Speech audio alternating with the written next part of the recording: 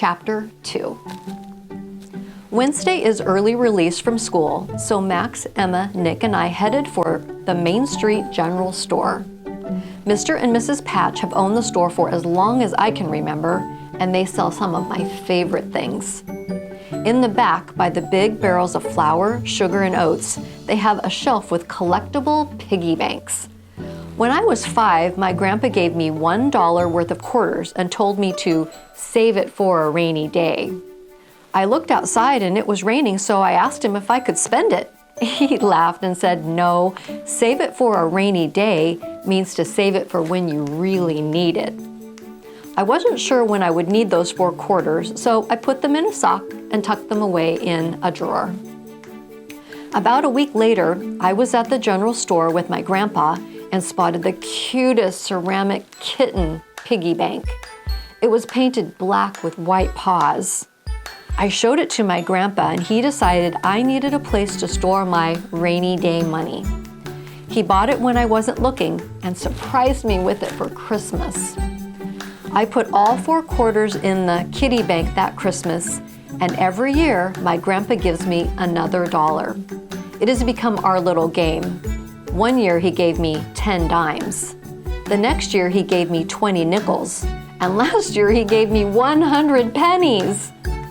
That black and white kitty bank was the first in my collection of kitty banks, and it was my start in saving money.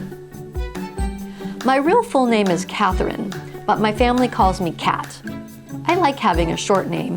When I learned to read and write, Cat was an easy name to learn. I used to make up little stories and write small books. One year, our orange tabby cat gave birth to a litter of kittens. There were 3 kittens, 1 orange and 2 black. One of the black kittens had white paws. I would draw pictures of the kittens and make up little adventure stories. I called the book Cat's Kittens. I thought it was a hilarious pun, since it sounded like they were my kittens, but they were also Mama Cat's kittens. When I saw the ceramic kitty bank, it reminded me of the little black kitten with the white paws that we named Mittens. Through the years, Mr. and Mrs. Patch have brought in other kitty banks to the general store, and because I love kittens, I started to collect kitty banks. My second kitty bank was of a sweet orange tabby cat. She had swirls of white under her chin that made her look like she was licking up milk or vanilla ice cream. I decided that since the black and white kitty bank was for savings, this bank would be for things I wanted, like books, or craft supplies, birthday presents, or just general things I needed in town. Whenever I would earn money raking leaves for my neighbors, or helping Emma watch her little brother, I would put half of the money in my rainy day savings black and white kitty bank, and half of it in my personal fund orange kitty bank.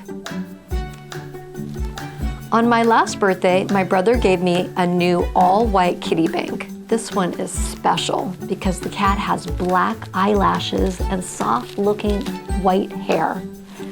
I decided this would be a special bank where I would save up donations.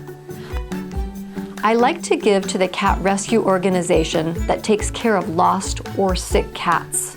Once a month, I add up how much I have made in chores and odd jobs, and I take 10% and move it over to the special donation white kitty bank. When the 4 of us stopped by the general store to buy supplies for our costumes, Mr. and Mrs. Patch were there. Mr. Patch has a workshop in the back where he puts fabric on chairs and couches. Mrs. Patch stitches up matching pillows. They have bins of fabric pieces for quilts and projects. We chose 2 different colors of fabric from the bins. One was a large piece that had a red background with big white dots all over it. Because it was red, it would work for our Christmas songs and for other holidays like Valentine's Day and the 4th of July. We also picked out a multicolor fabric with all of the colors of the rainbow in a swirl pattern. On the left side of the store, there is a big old gold mirror above a desk. The desk has drawers and shelves on top of it with items for sale. Mr. Patch added 3 round light bulbs on top and around each side of the mirror. It made the display look like an old-fashioned makeup chair in the backstage of a theater. My friends and I love it because not only do they have regular makeup, lotions, shampoos, and soaps, but one full drawer is dedicated to Halloween-type makeup. There were little pots of colored face paint in white, blue, red, and orange. We decided to buy a box that had 6 colors in it, so we could paint eyes and eyebrows on our chins for the show. We headed home for winter and spent some time working on the costumes. It was a busy day. Little did I know that in 3 days, what I thought was busy was going to seem like nothing.